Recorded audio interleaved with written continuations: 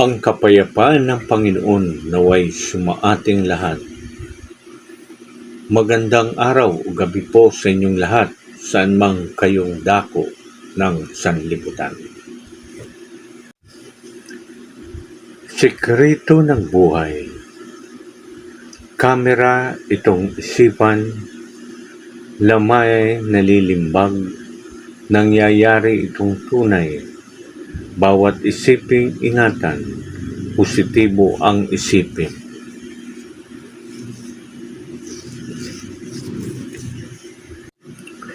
Maganda ang buhay natin. Ang problema ay limutin. Pawang magandang darating.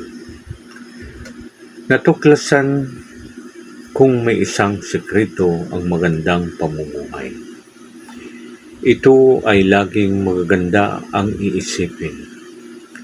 Kung ano ang ating iniisip ay nangyayari.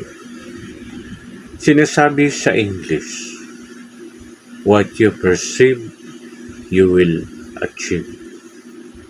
Kung anong ating iniisip ay mangyayari sa tunay na buhay. Dahil dito ay kailangan mag-ingat tayo upang laging maganda ang nasa isip. Katulad ng kamera. Kung ano ang kinunan ay yun ang makikita. Narito ang isang istorya hinggil sa magkaibigan, Corazon at Ligaya. Mula nang sila'y magkahiwalay noong kanilang graduation sa elementarya, ay hindi na sila nagkita o nagkabalitaan. Isang hapon ay nagtagpo ang dalawa sa malalaking department store sa Makati. Magkasalungat ang kanilang kalagayan sa buhay. Sales lady si Corazon at mayamang customer si Ligaya. Pauwi na si Corazon kaya't hinintay siya ni Ligaya. Inihatid sa kotse ni Ligaya ang kaibigan kaya't nakita niya ang miserableng buhay. Nang tanungin siya ni Corazon kung ano ang kanyang lihim sa pagkakaroon ng magandang buhay, ay ito ang pagtatapat ni Ligaya.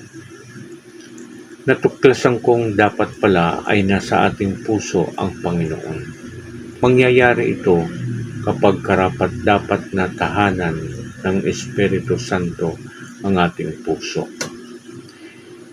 Ikalawang lihim ay kung tayo ay laging mag-iisip ng maganda at siyempre lagi tayong masipag at maunawain. Sinasabi sa Biblia na mahalaga ang karunungan sa ating buhay. Yun ang magiging gabay natin sa buhay. Narito ang 12 batayan para sa magandang pamumuhay. Una, upang magkaroon ng bendisyon ang ating buhay, ay bendisyonan natin muna ang ating kapwa. Ikalawa, upang maging mayaman tayo, tulungan natin magkaroon ang ating kapwa. Ikatlo, igalang ang kapwa at tayo ay kagalang ng mundo. Kaapat, upang magdanas ka ng matinding sakit, saktan mo ang iyong kapwa. Ikalima, yung naghahanap ng pagmamahal ay makikita ito sa pamamagitan ng pagbibigay nito sa kapwa. Ikaanim, yung sukatan ng yaman ng tao ay yung sukatan ginamit natin sa ating pagbibigay. Ikapito, upang pagyamanin ang iyong sarili sa maraming mga kaibigan, pagyamanin ang iyong mga kaibigan sa iyong sarili. Ikawalo, yung kinuha natin sa kapwa na hindi atin ay kukunin din ng mundo sa atin.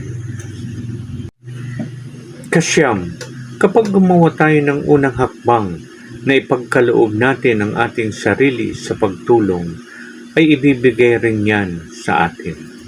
Ikasampu, Ang kapayapaan at kaligayahan ay hindi lalapit sa iyo. Ang mga ito ay nagmumula sa iyo kapag ibinigay mo sa iba at muling babalik sa iyo. 11. Ang buong sanlibutan ay tulad ng salamin. Makikita mo kung ano ang nakita ng salamin sa atin. 12. Ang pag-ibig ay tulad ng pag-akyat sa bundok. Lumalapit sa atin habang tayo ay palapit sa itaas. Yan ang 12 filosofiya sa buhay na sinulat ni Lao Russell. Kung masusunod natin yan na iisa ang diwang tinatalakay, bigyan ang kapwa at babalik din sa atin ng higit pa ay kay ganda ng ating buhay. Ngunit tandaan natin, ang nangungunang filosofiya, laging maganda ang isipin.